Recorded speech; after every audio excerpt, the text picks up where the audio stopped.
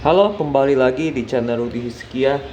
Kali ini aku akan membahas satu perusahaan yang lumayan dikenal banyak orang juga, yaitu Java. Kode sahamnya adalah JPFA. Kalian pasti sudah tahu ini perusahaan menjual apa ya. Mereka menjual daging ayam ya, lebih tepatnya, dan telur ayam. Jadi mereka lebih fokus ke peternakan ayam. Nah, kita lihat di poultry-nya. Nah, ini poultry-nya ini mereka jual ayam, DOC boiler, dan lain-lain ya. Pokoknya semua yang berhubungan dengan ayam mereka jual. Mereka juga menjual vaksin ya, vaksin untuk ayam dan vitamin untuk ayam dan lain-lain. Ini produk-produk mereka kita bisa lihat. Lalu kita lihat ke aquaculture-nya. Aquaculture-nya mereka menjual udang-udangan ya. Mereka juga menjual, selain jual ayam, mereka juga menjual udang dan hal yang berkaitan dengan makanan laut ya. Nah, ini udang-udangan mereka juga jual. Beef cattle. Dan mereka juga menjual daging sapi. Nah, ini Robot Santori. Jadi mereka menjual 3 jenis produk ya, yaitu ayam, daging udang, dan daging sapi. Sekilas ini tentang perusahaan mereka ya. Lalu kita akan melihat ini nih, 3 produk utama mereka. Yang paling besar adalah ayamnya, yang kedua udang atau ikan lah ya, yang ketiga daging sapi. Dan mereka operasional networknya di sekitar Pulau Jawa paling banyak. Mereka belum masuk ke NTT dan mereka belum masuk ke Papua. Sumatera tuh masih sedikit. Oke, kita akan melihat bagian company structure. Nah, ini struktur company-nya ya. Jadi Java itu dipegang oleh Java Ltd sebesar 54%. Pabriknya 44%, lumayan besar ya. Saham yang dibeli kembali 0,59%. Di buyback ya, dibeli kembali. Lalu mempunyai anak-anak usaha yang lumayan banyak. Ada investment, consumer food, peternakan ayam, pembibitan sapi, dan lain-lain ya. Jumlah anak usahanya sangat banyak ya ini. Kita lihat ya, sangat banyak. Jadi nanti teman-teman bisa lihat website sendiri jika ingin mempelajari semua anak usahanya. Lalu kita akan masuk ke bagian ini. Aku mau cari tentang manajemennya ya. Apakah mereka manajemennya ini dipimpin oleh siapa, begitu kan? General information. Ini dia. Board of Commissioner dan Director Committee. Nggak ada fotonya ya, ada hanya namanya saja. Hendrik Kolonas, Ito Sumardi Junis Sanyoto. Board of Director Handojo Santosa, Tan Yong Nang, Antonius Harwanto. Mungkin mereka ini ya, low profile kali ya, jadi mereka akan menampilkan foto. Leo Handoko Laksono, Rahmat Indrajaya. Dan ini aku nggak tahu ya, mereka ada hubungan keluarga atau tidak. Apakah ini perusahaan keluarga atau tidak, aku pun tidak tahu. Organization structure ini yang tadi ya. Dewan komisaris mempengaruhi board director, dan lain-lain ya. Jadi ini secara garis besarnya ya. Jadi kita sudah tahu mereka menjual produk ayam, produk air ya, udang dan ikan dan lain-lain, lalu daging sapi. Tapi tetap yang paling besar adalah ayamnya. Aku rasa dari websitenya informasinya yang paling penting hanya itu saja ya. Sisanya tidak ada yang begitu penting. Kita langsung lihat ke bagian laporan keuangannya yang terbaru. Dan Java ini sudah mempublish laporan keuangan 1 tahun di 2021. Jadi kita bisa lihat kinerjanya secara tahunan. Ini kita akan bandingkan total aset lancarnya dengan total liabilitas jangka pendek. Total likuiditas jangka pendeknya 7 triliun ya. 7 triliun. Lalu aset lancarnya 14 triliun. Jadi aman. Jadi bukan naik, apa namanya? 2 kali lipatnya lah ya. Aset lancarnya 2 kali lipat dari utang jangka pendek mereka. Paling besar itu di aset tetap 11 triliun. Bukan. Aset lancar. Aset lancarnya paling besar di persediaan 7 triliun. Kasnya 1 triliun, piutang usaha 2 triliun, persediaan biologis mungkin ternaknya ya 1 triliun. Aset biologis sama aset biologis, persediaan biologis berbeda ya. Persediaan untuk dijual. Kalau aset biologis untuk dikembangbiakan. Misalnya petelurnya segala macam dan lain-lain. Jadi yang bisa aman lah ya.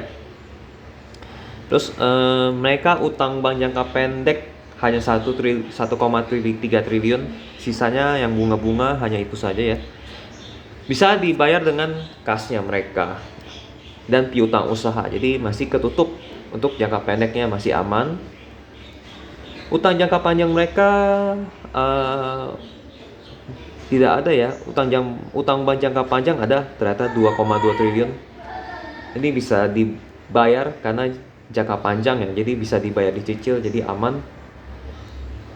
Ini secara utang agak mepet tapi sebenarnya aman juga karena mereka selalu menghasilkan laba ya. Nanti kita akan lihat mereka selalu menghasilkan laba. Jadi ini cukup aman secara utang jangka pendek. Lalu aku lihat perbandingan total utang dengan modal disetor. Modal disetor 13 triliun, modal utangnya 15 triliun. Masih lebih kecil modal yang disetor, lebih banyak modal utang. Kenapa ya ini banyak utang ya? Utang bank jangka panjang ada 2 triliun, utang obligasi ada 4 triliun, aku baru lihat. Jadi mereka ada utang obligasi 4 triliun, utang bank 2 triliun, jangka panjang ya. Jangka pendeknya 1,3 triliun. Total yang utang yang berbunga itu ada 7 triliun lah, sekitar 7 triliun. Ya 7 triliun. Kita bulatin 8 triliun. Jadi utang yang berbunga mereka ada 8 triliun. Jadi ini yang menjadi resiko. Tapi resikonya ini kalau misalnya mereka kinerja tetap positif ya resikonya ini kecil. Karena mereka bisa bayar utangnya. Gitu. Oke, kita akan lanjut ke bagian ini utang aman ya. Karena risiko masih kecil karena mereka masih menghasilkan laba dan operasional arus kasnya masih positif. Nanti kita akan lihat. Nah, penjualannya mereka naik dari tahun sebelumnya.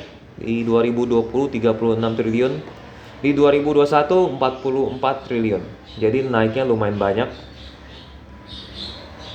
Karena di 2020 sempat ada pandemi atau corona ya. Akhirnya pendapatan mereka turun. Tapi di 2021 mereka memanen hasilnya gitu. Dan harga daging ayam naik ya kalau nggak salah ya. Gitu. Oke. Untuk margin laba kotornya lumayan tipis ya kalau kita lihat ya. Penjualan netonya 44 triliun, tapi beban pokok penjualannya sampai 36 triliun. Jadi ini di bawah 30% lah ya. Bahkan di bawah 20% kali ya, harus pakai kalkulator. Ini sepertinya di bawah 20%. Jadi hanya mendapatkan laba kotornya 8 triliun. Jadi margin laba kotornya tipis. Beban penjualan dan pemasarannya ini fix 1 triliun. Jadi kalau misalnya penjualan mereka turun, ini pasti akan kena bantai di beban penjualan, pemasaran, dan beban umum administrasi. Itu total 4 triliun ya, 4 triliun lebih lah. Kalau misalnya penjualan mereka turun, ini bahayanya mereka akan rugi, dipotong oleh beban penjualan dan beban umum administrasi. Oke, itu di risiko yang keduanya ya. Tadi ada risiko utangnya banyak sekali. Lalu yang risiko kedua, kalau misalnya omset mereka turun, mereka kena potong di beban penjualan, pemasaran, dan beban umum administrasinya. Terus yang ketiga, margin laba kotornya sedikit tidak begitu tebal. Lalu laba tahun berjalannya mereka ada peningkatan dari tahun lalu sebesar 100% ya, naik 2 kali lipat, hampir 2 kali lipat lah. Sekitar 99%. Oke, ada kemajuan ya. Kita lihat ke bagian bawah arus kas. Secara laporan laba rugi mereka mencatatkan kinerja yang positif. Lalu arus kas yang masuk, ya kan bener kan, positif, tapi kita lihat pembayaran kepada pemasok dan lainnya itu lumayan banyak. Jadi uang yang diterima pelanggan itu 44 triliun, tapi uang yang keluar sampai 38 triliun. Nah, ini margin laba kotornya sangat tinggi. Ini mungkin karena pakan kali, harga pakan yang naik. Jadi kalau harga pakannya naik, margin laba kotor mereka akan semakin tipis. Jadi mereka harus menemukan cara biar pakan mereka lebih kecil lah ya. Di tahun sebelumnya uang yang masuk itu 4 triliun, tapi di tahun 2021 uang kas yang masuk hanya 700 miliar. Jadi berkurang sangat jauh karena pembayaran kepada pemasoknya lumayan tinggi. Kemungkinan karena kenaikan harga pakan. Investasi ada penambahan aset tetap sebesar 1 triliun, berarti mereka tetap mengembangkan omset mereka ya, bisnis mereka tetap kembangkan. Terlihat dari penambahan aset tetap. Lalu soal pendanaan, mereka melakukan penerbitan utang obligasi. Yang tadi kita lihat ya, utang obligasi mereka terbitkan sebesar 4,8 triliun. Ya berarti perusahaan ini termasuk perusahaan yang hobi utang ya. Aku nggak tahu ini mereka hutang karena memang kurang duit atau memang sih uang kas mereka sedikit. Jadi seperti aku sampaikan sebelumnya ya. Jadi kalau perusahaan yang mempunyai uang kas yang kecil, mereka akibatnya yaitu kalau mereka ingin ekspansi, mereka mau nggak mau harus utang karena mereka membutuhkan modal yang besar kan. Maka dari itu, seperti video-video sebelumnya aku bilang, aku lebih suka perusahaan itu uang kasnya banyak, jadi nggak perlu ngutang lagi. Kenapa ngutang negatif? Karena ya bisa resiko bangkrut kalau misalnya utangnya terlalu besar, dan bisa terjebak dalam gali lubang tutup lubang. Nah, itu yang bahayanya dari utang. Jadi di tahun 2021 mereka utang lagi 4,8 triliun ya. Utang bank jangka panjang 900 miliar, jadi total 5 triliun utang mereka. Terus 2021 juga ada pembayaran utang obligasi 3,7 triliun. Jadi ya resikonya kecil memang. Jadi secara keseluruhan resikonya kecil karena mereka masih menghasilkan laba bersih dan operasional pun masih positif. Ya, kita lihat masih positif. Coba kita lihat di bagian pendanaan ya. Iya, kalau mereka nggak ngutang, mereka uang kasnya minus. Jadi kas neto yang diperoleh dari aktivitas pendanaan ya.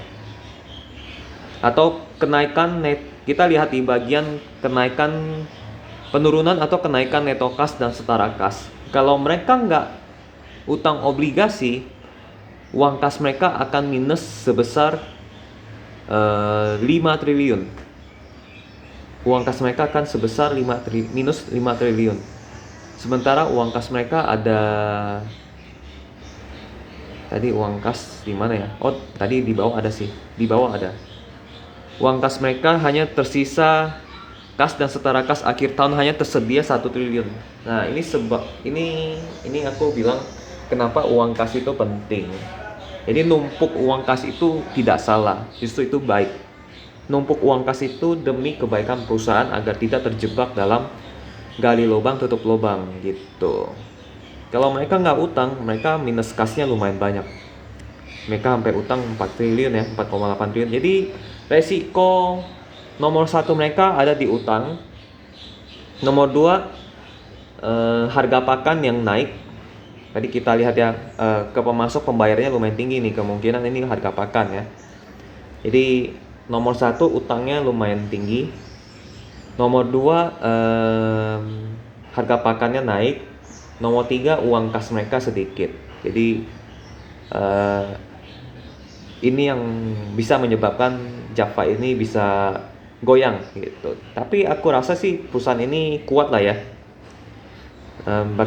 Bagaimana mereka bisa memanage uangnya dengan baik, tapi tetap resiko terbesarnya ada di utang dan margin laba kotornya atau harga pakannya naik. Jadi sehingga margin laba kotor mereka sedikit. Kita lihat langsung ke bagian rekapan tahunan ya. Ini dari 2013 sampai 2021.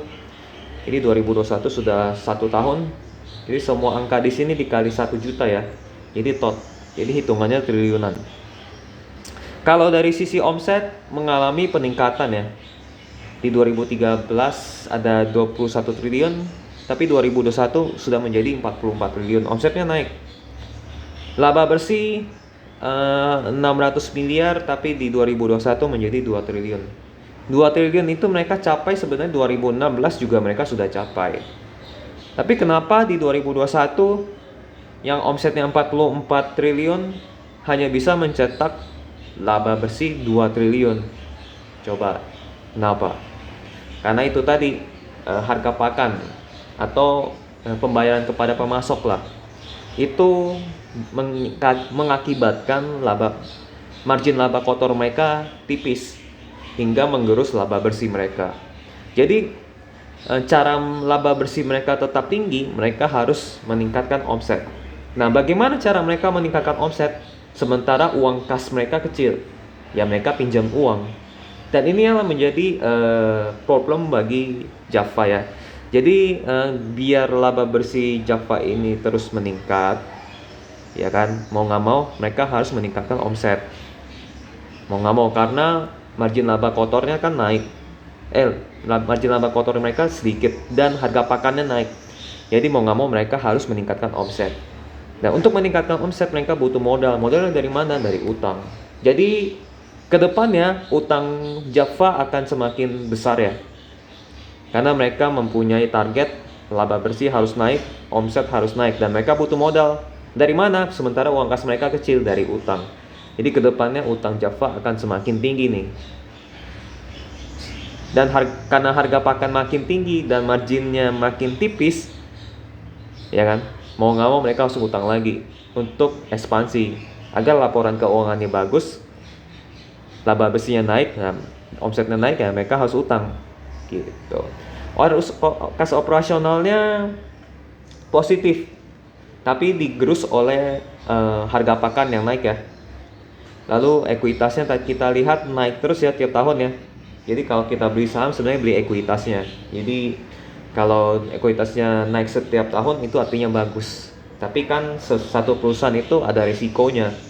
Jadi meskipun ekuitasnya naik, tapi kalau misalnya perusahaan itu ada risiko seperti utangnya tinggi, lalu arus kas operasionalnya minus, lalu produk bisnisnya itu lumayan kurang menarik, itu juga berbahaya kan, meskipun ekuitasnya naik terus tiap tahun. Kalau di Java kita lihat kendalanya ada di hutang dan harga pakan yang naik, sehingga margin laba kotornya tipis, mengakibatkan laba bersihnya sedikit ya, bahkan stagnan. Omsetnya sudah naik tinggi banget, tapi omsetnya stagnan, dan mengakibatkan mereka harus pinjam uang ketika mereka ingin mengekspansi atau meningkatkan omset dan laba bersih mereka. Itu yang menjadi kendala bagi mereka ya. Jadi solusinya gimana caranya biar harga pakannya atau beban pokok penjualan mereka itu menurun. Nah, itu mereka harus pikirkan caranya bagaimana. Kita lihat ya, beban pokok penjualan mereka sangat tinggi nih. Beban pokok penjualan mereka tinggi ya. Jadi laba kotor mereka tipis jadinya. Laba bruto tipis, uang kas tipis, ingin ekspansi susah, akhirnya mereka pinjam uang. Gitu. Oke, kita akan lihat presentasi mereka ya langsung. Ini mereka presentasi di bulan April tahun kemarin ya, 2021. Jadi mereka public expose-nya lumayan dini ya. Sekilas Java Tbk. Kalau sekilas sejarah gitu kita mungkin lewatin aja ya. Bidang usaha perseroan. Jadi ada pakan, pembibitan, peternakan komersial, ada pemrosesan produk konsumen. Jadi mereka dari pakan pun mereka jual, dari pembibitan mereka jual, dari peternakan mereka juga jual, lalu sampai proses produk akhir mereka juga jual. Di sini ada terlihat ada ayam, ikan, dan sapi ya. Makanan laut atau makanan dari air ya. Divisi pengunggasan penyumbang terbesar penjualan dan divisi pakan ternak pendukung utama laba perseroan. Oke, kita lihat di 2019-2020. Kita lihat 2020-nya saja ya. Pakan ternaknya itu 39%, peternakan komersial 29%. Jadi tetap yang paling besar adalah dari peternakannya ya. Dan ditulis di atas perunggasan yang penyumbang paling besar juga. Perairan hanya 6%, sapi hanya 2%. Pengolahan hasil peternakan produk konsumen 9%. Tetap unggas yang paling tinggi. Diversifikasi bisnis dengan fokus yang jelas di bidang pengunggasan didukung oleh keahlian perseroan dan keadaan industri pengunggasan yang dinamis. Oke, meskipun mereka ada sapi, ikan, dan lain-lain, tetap ayam mereka yang terbaik, penyumbang terbesar ya. Pembatasan sosial ini yang aku bilang 2020 mereka sempat turun karena ada pandemi lah ya, COVID-19. Lalu merosotnya daya beli masyarakat sudah ini, dan oversupply DOC, jadi ayamnya oversupply ya. Perseroan melakukan langkah strategis diantaranya membekukan belanja modal yang sifatnya non-esensial, jadi yang nggak penting dibatalkan. Mengakuisisi So Good Food, wah ini mengakuisisi perusahaan nih. Menandatangani perjanjian usaha patungan dengan Henrys Genetic Aquaculture BV untuk membiarkan pusat pembiakan induk udang. Oke, mereka mulai masuk ke bisnis udang. Kilas balik kita lewatin saja. Jadi mereka ada akuisisi satu perusahaan itu baik. Jadi mereka masuk memperkuat retail mereka ya. Jadi misalnya di peternakan mereka sudah mulai stuck, mereka bisa memperkuat di retail mereka. Dan retail kalau mereka bisa sampai dari hulu ke hilirnya kuat, hilirnya bisa menjaring kemana-mana cabangnya, ini prospeknya akan bagus gitu. Jadi kalau mereka fokus ke So Good Food itu menjadi kuat, itu bagus di masa depan. Growing toward prosperity. Oke, ini hanya informasi lah ya. Kilas balik lewatkan saja. Kisar keuangan lewatkan saja. Tantangan dan strategi ke depan, ini yang penting. Tantangan dan strategi ke depan. Ketidakpastian akibat pandemi COVID-19 terhadap perekonomian global. Nah, ini sudah lewat, jadi pandemi kita coret. Berubahnya pola konsumsi masyarakat, ya memang sudah berubah. Masih rendahnya tingkat konsumsi protein hewani di Indonesia dan seruan pemerintah dalam mengurangi stunting. Oke, jadi di Indonesia ini ada problem konsumsi protein ya, terutama ayam, sapi, dan lain-lain. Strategi kedepannya, perseroan akan tetap berhati-hati dalam melakukan investasi modal, di mana Capex masih akan diprioritaskan untuk investasi yang sifatnya jangka pendek, menengah, dan rutin. Jadi mereka lebih mengeluarkan uang untuk investasi yang jangka pendek ya. Lalu dengan kemungkinan penyesuaian mempertimbangkan situasi pemulihan ekonomi. Ekonomi sudah mulai pulih. Konsisten melakukan manajemen keuangan dan pengendalian kas yang hati-hati. Nah, ini benar. Jadi aku memang salut sama Java ya. Meskipun utangnya banyak, tapi mereka bisa manage kas mereka dengan baik. Tapi kalau mereka nggak bisa menekan beban pokok pendapatan mereka akan terus utang. Setiap tahunnya akan terus utang. Ini jadi problem bagi mereka. Jadi utang mereka itu problem bagi mereka. uang kas yang kecil pun itu jadi problem juga. Perseroan akan terus memperkuat bisnis hilirnya. Ini yang aku suka nih, yang aku bilang tadi, yang so good food tadi. Bisnis hilirnya melalui pengembangan bisnis pengolahan hasil peternakan dan produk konsumen. Betul. Karena ini salah satu penolong bagi mereka ini. Ini penolong mereka. Dan produk konsumen, serta mendorong pertumbuhan penjualan retail untuk konsumen melalui outlet retail yang dimiliki perseroan baik secara offline maupun online. Kalau produk konsumen mereka bisa booming, semoga ini bisa menjadi penolong bagi margin laba kotor mereka yang tipis gitu. Semoga saja lewat produk konsumen ini mereka bisa memasang marginnya yang tinggi ya di laba kotor mereka. Semoga saja ya. Dan semoga saja biayanya juga rendah gitu. Perseroan juga akan terus melakukan edukasi kepada para peternak dan petambak di Indonesia agar produk yang dihasilkan dapat memiliki kualitas dan daya saing yang kuat. Oke, ini wilayah kerjanya Java ya, kebanyakan di Pulau Jawa, kedua di Sumatera, ketiga dan di Sulawesi, keempat di Kalimantan. Papua belum masuk, NTT belum masuk. Jadi mereka masih bisa berkembang lebih pesat lagi. Oke, ini soal ini presentasi mereka ya. Yang aku mau highlight ya ini tadi. Mereka ada kesulitan di uang kas yang masuk karena beban makanan mereka itu buat ternak-ternaknya itu cukup tinggi, sehingga mengakibatkan laba kotornya kecil dan mereka kekurangan uang kas. Ketika mereka kekurangan uang kas dan mereka ingin ekspansi, nggak ada duit, ya mereka mau nggak mau utang kan. Dan ini yang menjadi masalah. Tapi mereka ada melakukan bisnis hilirnya yang tadi mengakuisisi So Good ya tadi ya, kita lihat ya. Mereka mengakuisisi PT So Good. Jadi ini yang jadi penolong bagi mereka. Nah, aku nggak tahu nih, PT So Good Food ini apakah memiliki margin laba kotor yang besar atau tipis? Kalau besar bagus, tapi kalau tipis ya sama juga bohong. Tapi bagusnya retail ini mereka bisa kembangkan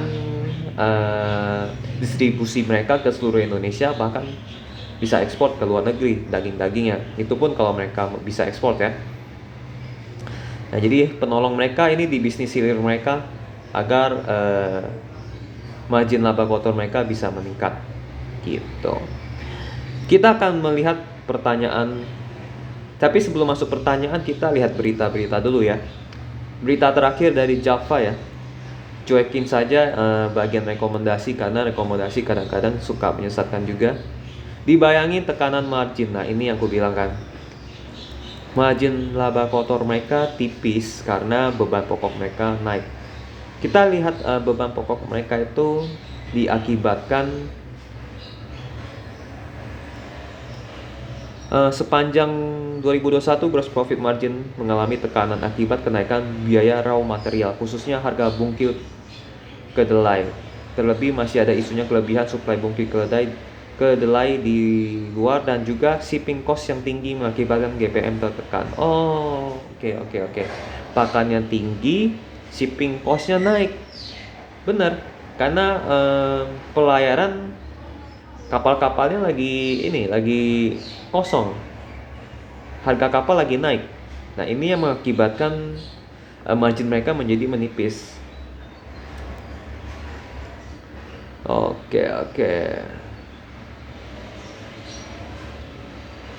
Oke, ini sudah yang aku bahas ya soal marginnya mereka tipis.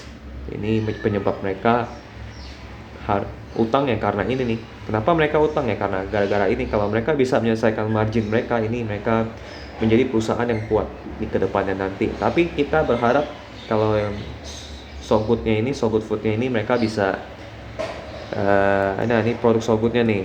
Kita lihat ya. Fotonya kita lihat dulu aja. Nggak bisa, ini artikel spesial. Jadi harapan dari Java ya, So Good-nya ini bisa mengangkat kinerja keuangan dari Java. Oke, kita langsung ke pertanyaan media dan investor ya. Ini pertanyaan pertama. Yang hadir itu sedikit sekali ya yang hadir. Mungkin sebanyak 8 orang. Mungkin ini kurang populer ya. Terkait hasil RUPS tadi pagi, apa saja hasilnya? Apakah ada rencana pembagian dividen? Kalau ada, berapa banyak dari laba tahun 2020? Pertanyaan mengenai hasil RUPS tadi terkait dividen, telah diputuskan dibagikan dividen sebesar Rp40 per saham kepada para pemegang saham. Jadi Japfa ini tidak pelit dalam soal membagi dividen ya. Payout ratio sekitar 51% dari laba 2020. Jadi kalau teman-teman ingin investasi di Japfa ya, mereka pasti kalian mendapatkan dividen setiap tahun, karena Japfa tidak pelit membagi dividen. Dan yang menjadi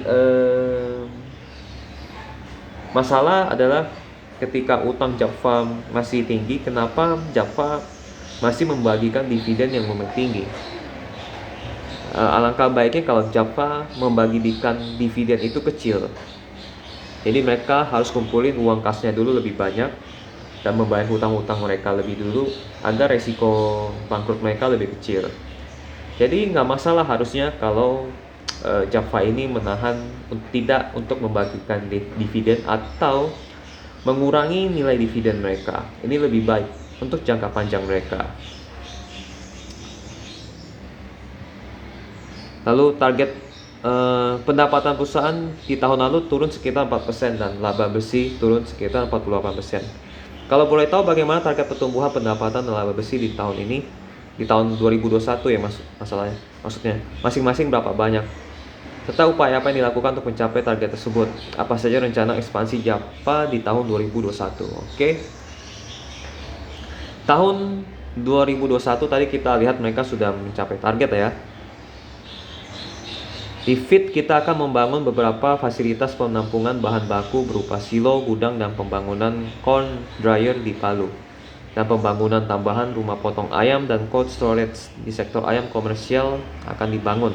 Pullet farm, commercial layer farm, dan commercial boiler farm yang saat ini sudah dimiliki oleh Japfa dan akan dikembangkan. Namun di tahun ini Japfa akan mengambil langkah yang lebih agresif karena akan membangun kandang-kandang pullet yang lebih banyak lagi, sehingga bisa melayani permintaan pelanggan-pelanggan peternak ayam layer di Indonesia pada umumnya. Jadi mereka menjual ayam-ayam mereka pada peternak ayam juga ya. Jadi tidak hanya menjual ke konsumen, tapi mereka juga menjual ke para peternak. Gitu. PT Vaksin Indo Satwa Nusantara juga akan memperluas fasilitas produksinya.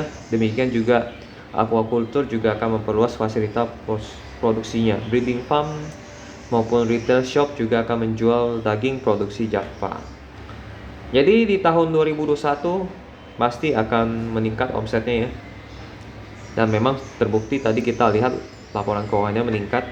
Total dari semuanya tersebut capai kurang lebih sekitar 1,9 triliun. Dan diharapkan seandainya tahun 2021 bisa lebih baik lagi dari tahun sebelumnya. Ini sudah jadi baik ya. Perlu saya tambahkan mengenai ekspektasi di tahun ini, maksudnya tahun 2021 ya. Saya yakin dengan melihat perkembangan yang ada di mana kuartal pertama di tahun ini kita perkirakan dapat lebih menghasilkan dibanding pada kuartal pertama tahun lalu. Diharapkan hasilnya akan lebih baik. Karena secara tidak langsung saat ini dengan gencarnya vaksinasi COVID-19, oke kita lewatin saja. Ini maksudnya 2021 sudah terbukti naik ya. Target pertumbuhan pendapatan di tahun 2021 apakah masih sama, yaitu sekitar, kita lewati saja. Terkait akuisisi, nah kita lihat di bagian akuisisi ya. PT Sogut di tahun lalu ekspektasi kontribusi terhadap pendapatan di tahun ini berapa? Nah ini pertanyaan bagus. Lalu pertanyaan lainnya mengenai penerbitan US bond, salah satu penggunanya akan untuk membayar hutang jatuh tempo yang akan dialokasikan untuk pembayaran hutang jatuh tempo itu berapa, dan untuk pinjaman mana saja. Ya benar nih. Jadi mereka gali lubang tutup lubang. Jadi mereka pinjam utang, mereka utang untuk bayar utang. Ini yang jadi problem bagi mereka. Oke, soal Sogut kita cari tahu jawaban mereka tentang Sogut ya. Mungkin yang jawaban tentang ini dulu, bond ya atau obligasi ya. Pertanyaan mengenai SLB, terkait utang yang mana saja yang jelas adalah untuk membayar bond yang akan jatuh tempo pada tahun 2022, yaitu sebesar 250 juta US dollar. Jadi di tahun ini akan terjadi pembayaran utang obligasi, itu yang pasti, karena kita sudah memberitahu kepada bondholder melalui trustee, dan trustee sudah memberitahu kepada bondholder bahwa itu akan dilakukan pembayaran dipercepat, yang semestinya di tahun 2022 akan dibayar di tahun ini. Setelah 45 hari notice, berarti tanggal 10 Mei 2021 akan dibayar untuk bond tanggal jatuh tempo 2022. Ini yang menjadi kendala ya. Java ini uang kasnya dikit dan mereka ingin ekspansi, tapi nggak ada duit, akhirnya mereka pinjam uang. Uangnya ini pun pasti berbunga lah ya. Jadi harus dibayar lebih banyak dari pinjaman. Dan ini jadi problem lagi. Mereka untuk bayar pinjaman ya pakai utang lagi. Dan bunganya pasti lebih besar lagi karena harus menutupi bunga plus pokok. Dan ini terus berulang-ulang. Kalau jika ini diulang terus-menerus setiap tahun, bunga pokok, terus-terusan ya setiap tahun ya. Ini utangnya akan semakin besar. Tapi kita lihat lagi jawaban berikutnya tentang So Good ya. Kita cari jawaban tentang So Good. Nah ini dia, terkait pertanyaan kontribusi PT So Good Food terhadap total pendapatan Java, kita merefer pada tadi yang sudah disampaikan oleh direksi, range-nya antara 8-10% kontribusi terhadap total pendapatan Java. Jadi lumayan, meskipun masih sedikit ya. Jadi diharapkan PT So Good Food ini bisa lebih diekspansikan untuk menolong margin laba kotor mereka yang sedikit. Tapi kita nggak tahu ya apakah tertolong atau tidak lewat PT So Good Food ini, karena mereka kan sifatnya trader juga kan. Tapi kalau misal pabriknya atau produksinya dari mereka sendiri ya harusnya tidak begitu besar biaya yang diberikan karena anak perusahaan kan. Pertanyaan sekali lagi terkait bond, karena ini menarik sekali. Di SLB Java mendapat oversubscribe dari investment sebanyak 3 kali. Apa alasan Java menerbitkan SLB dibandingkan instrumen pendanaan lainnya atau bond-bond konvensional lainnya? Nah ini pertanyaan menarik. Mengenai sustainability link bond, pertimbangan Java yang pertama tentunya adalah untuk perusahaan kita perlu refinance bond yang akan jatuh tempo pada tahun 2022, maka kita isu bond tahun ini. Pertimbangan mengenai sustainability link bond ada yang komersial, secara sosial dan environment. Dari sisi sosial dan lingkungan, Java selalu berusaha memenuhi target sosial, kepedulian atau soal lingkungan hidup ya. Jadi alasannya karena lingkungan hidup. Terus yang paragraf berikutnya, yang utama secara komersial, sekarang semakin banyak investor yang memperhatikan environment, social, corporate governance. Dengan adanya itu, maka kita memanfaatkan menarik investor-investor yang sangat peduli terhadap lingkungan, seperti disebut dalam ESG. Jadi mereka memanfaatkan environment, social, dan corporate governance ya. Dan itu memang sangat banyak, terlihat dari oversubscribe kita sebanyak 3 kali. Oke. Pertanyaan terkait Ramadan ya. Lalu kita lewatin saja, memang pasti naik. Tahun 2020 harga Livebird jatuh di level paling rendah. Kira-kira di tahun 2001 kan. Oh. Ini sudah lewat ya 2021 ya. Ini kita lewatkan saja. Pengendalian. Jadi harga ayam itu kan naik turun nih pasarannya. Kadang-kadang permintaan dan penawaran pun juga bisa naik turun. Kalau misalnya lagi ada lebaran atau lagi ada Imlek, mungkin permintaan ayam meningkat. Tapi kalau tidak ada hari-hari khusus, permintaan ayam menurun. Ini seharusnya kita sudah tahu lah ya soal ini, jadi kita lewati saja ya. Pertanyaan lainnya, bagaimana Java untuk peternak rakyat? Seperti yang disampaikan sebelumnya, peran peternak rakyat yang sudah mulai tergerus karena pandemi. Java selama ini melakukan ekspor olahan atau produk lainnya. Dari beberapa produk itu, negara mana saja yang menjadi tujuan ekspor Java dan berapa keuntungan yang didapatkan dari ekspor tersebut?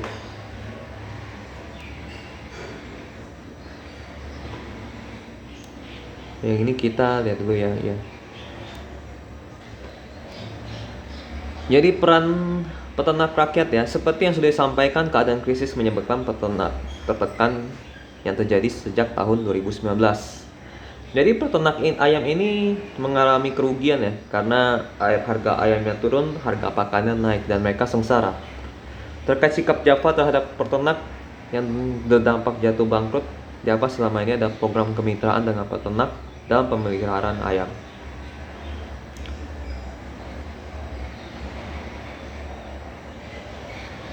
Oke, sampai saat ini terhadap anggota kemitraan kita tidak ada masalah jika mereka tetap bisa eksis karena mereka bisa mencari satu perisai untuk usahanya dengan bermitra dengan Java. Jadi dalam hal ini kemitraan ini memang satu bagian dari kegiatan bisnis Java.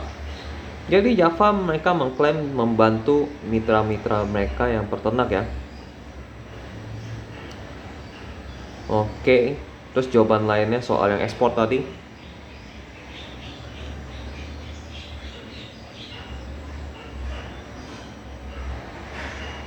Terkait pertanyaan ekspor, di bidang aquaculture kami melakukan ekspor ke beberapa negara, terutama produk ikan tilapia fillet, juga sebagian kecil ada udang ekspor ke Jepang.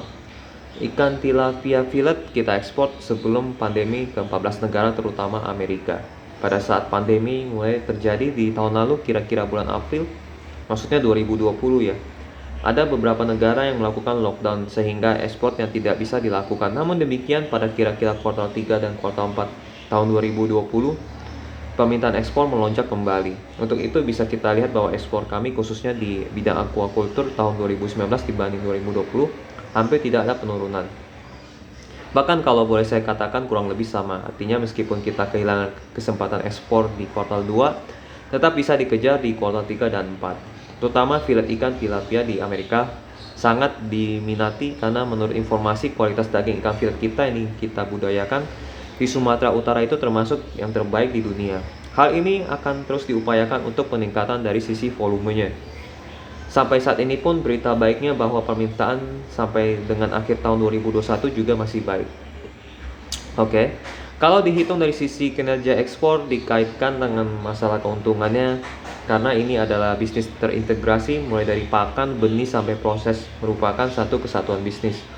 Kita sebut satu integrasi bisnis perairan. Tapi dari sisi cold storage, profitnya cukup menjanjikan dan sangat baik mendekati di 2 digit. Oke. Jadi mereka ekspor daging ikan ya dan udang di Amerika dan Jepang. Ini jawaban lagi.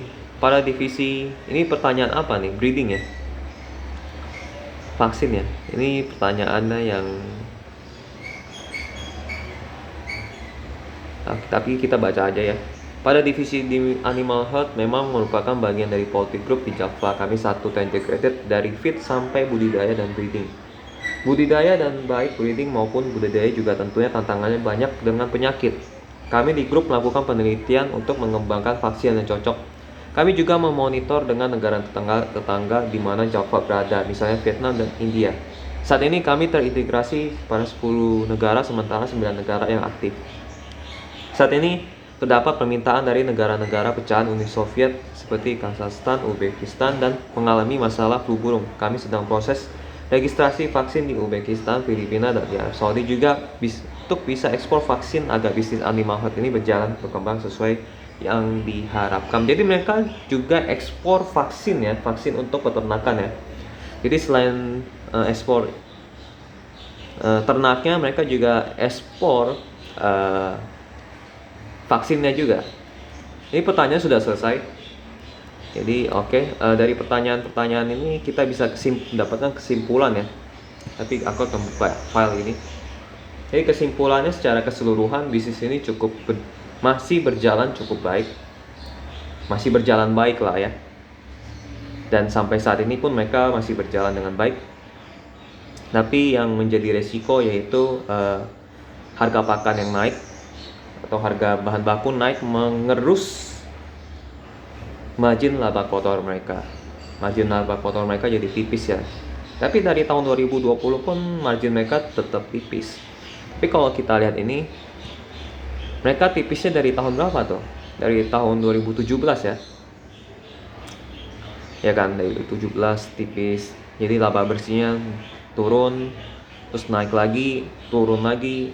2019 pun turun bahkan laba bersihnya, padahal omsetnya naik. Kita lihat ya, 2019 omsetnya naik tapi laba bersihnya turun. Berarti meskipun omset mereka kembangkan dengan sangat usaha, maksudnya dengan semangat sekali, tetap laba bersih mereka menurun. Bahkan di 2021 dengan omset yang 44 triliun hanya bisa mencetak laba bersih 2,1 triliun. Jatuh dari 2018. Bahkan 2016 dengan omset yang 27 triliun saja bisa mencetak 2,1 triliun. Jadi artinya mereka ini bisnis yang kemungkinan ada problem di bagian pakannya atau maintenance ternaknya. Maintenance ternaknya itu menjadi biaya yang sangat besar bagi bisnis ternak ini. Ini yang menjadi catatan penting ya. Jadi bisnis ternak ini lumayan beresiko karena maintenance-nya mahal. Maintenance-nya itu bisa dari makanannya, bisa dari tempatnya, lingkungannya ya, dan lain-lain, vaksinnya, obatnya, dan lain-lain. Penyakit apalagi, kalau mereka kena penyakit mereka akan rugi satu kawanan. Jadi ini bisnisnya jalan cukup baik, tapi kalau mereka kelola dengan baik harusnya tidak ada masalah. Dan problemnya mereka gross profit margin atau margin laba kotor mereka tipis ya, mengakibatkan mereka kekurangan uang kas. Dan ketika mereka ingin mempercantik laporan keuangan mereka atau mereka ingin meningkatkan omset atau laba bersih mereka akan harus butuh modal kan. Sementara uang kas mereka kecil. Mau tidak mau mereka pinjam utang. Ketika mereka pinjam utang, mereka harus membayar pokok plus bunga. Ya kan? Pokok dan plus bunga. Ketika mendekati jatuh tempo, kan bisnis mereka marginnya dikit kan, laba bersih mereka juga dikit. Mau tidak mau mereka harus utang lagi, utang yang lebih besar daripada utang yang sebelumnya, karena harus bayar pokok dan bunga plus bayar bunga di pinjaman yang terbaru. Nah, kalau mereka tidak menyelesaikan masalah margin ini, kedepannya di tahun-tahun berikutnya utangnya akan semakin besar. Ini yang menjadi resiko dari bisnis Japfa. Oke, jadi solusinya sih harapan kita ya yang ini ya, Sogut tadi ya. Ya, ini Sogut nih. Harapan kita Sogutnya mereka ini bisa menjadi penolong bagi perusahaan Japfa. Apakah PT Sogut Food ini bisa memberikan margin yang tinggi bagi Japfa? Nah, jadi kan kalau Sogut itu kan tidak perlu maintenance, hanya perlu mesin untuk membekukan makanan. Jadi peternakannya mungkin butuh maintenance yang mahal, tapi Sogut Food ini tidak perlu maintenance yang sangat mahal gitu. Jadi mungkin marginnya bisa lebih tinggi gitu. Jadi semoga saja PT Sogut Food ini bisa berkontribusi lebih banyak ya. Dan PT Sogut Food ini bisa diekspor kemana-mana dan distribusinya jadi lebih meluas, sehingga berkontribusi ke omset dan laba bersihnya cukup tinggi. Harapan salah satu penolongnya hanya ini aja.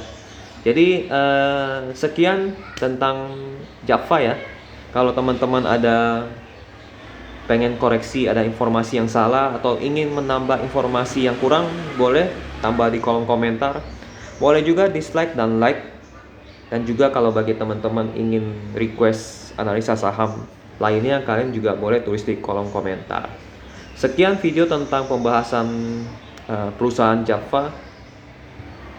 Semoga ini memberikan informasi yang cukup baik ya, meskipun tidak lengkap. Sampai jumpa di video berikutnya. Bye-bye.